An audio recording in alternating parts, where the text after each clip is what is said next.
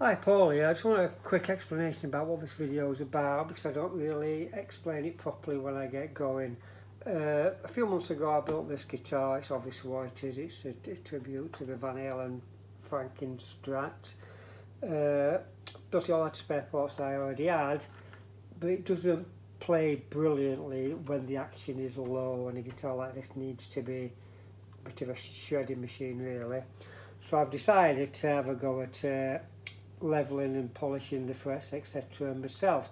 I've never done this before, but I've spent quite a time over at Barnsley at Guitar Assembly, where Martin there on numerous occasions showed me what to do. So I've got a few tools, and I thought this would be the great guitar to be a guinea pig for that. So there you go, that's what we're going to do. Now, by no means an instructional video. I'm not in a position to show anybody how to do this sort of thing. I just thought I'd invite you along for the ride and let's see what happens. So let's get into it. Basically what I've got here, it's a tribute to Edward's Frankie guitar. Good quality neck. I actually bought this in the 80s for quite a bit of money. An original 80s Floyd Rose. The pickup is also from the 80s. It's a Seymour Duncan custom, which does have connections with Van Halen, but one of the coils went down, so I replaced it with a coil off a Tokai pickup, which was the correct impedance, but these pickups rated at 14k, but this one's only reading 11, but that's fine. The only unknown quality of this guitar is the body. It's a basswood body, but it seems very light, and I'm not sure how good it is. Anyway, on to the problem. I've spent quite a bit of time experimenting with different neck angles to try and get the angle of the neck in relationship to the Floyd Rose right, and I think I've got it correct, but when I try to get the action low, but I'm getting some choking. It's alright down here.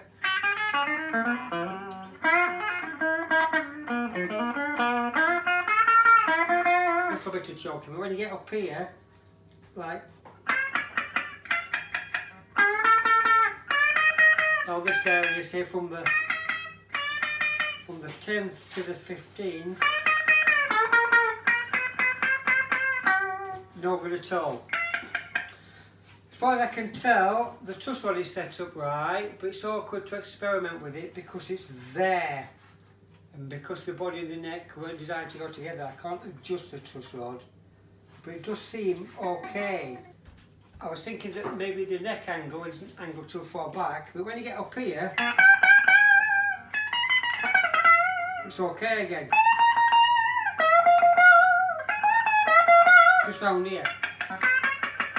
So the only thing I can presume is that it's got high frets on it. So what I'm going to have to do is I'm going to have to take the neck off, mark where the truss rod is set at the moment, because I can't set it up when it's on the guitar. Then we'll use this to straighten the neck and then check the frets with this, and hopefully I'm going to find a problem area around here.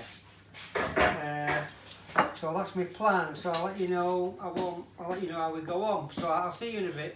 Let's see what's happening with this guitar.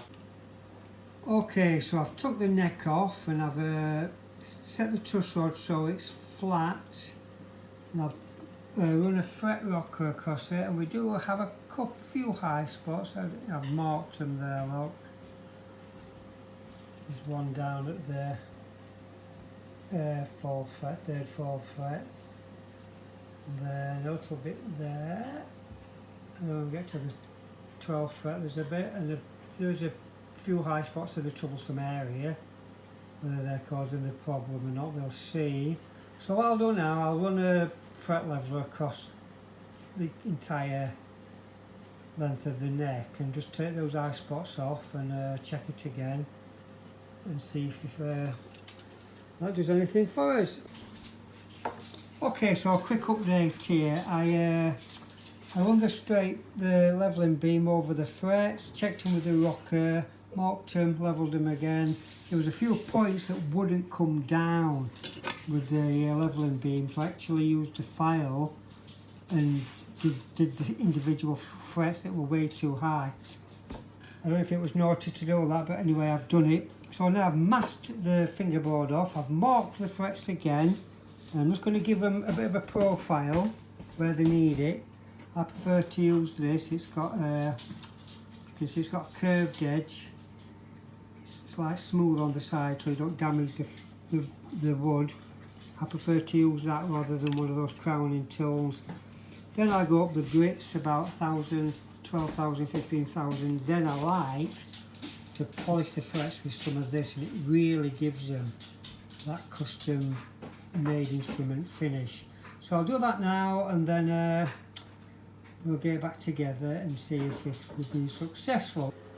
Okay, so just to summarise then, I've got it all back together. I have a feeling that the neck's gone in at a slightly different angle because I had to adjust the bridge up to get the strings to play, and then gradually back the action back down.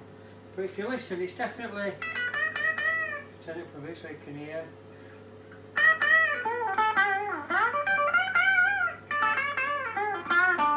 All the choking's gone.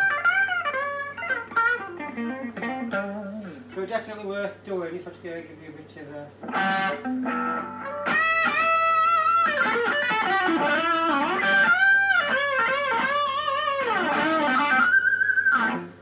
So there you go, job worth doing. So success this time round. Let's see what happens next time I go. See you later.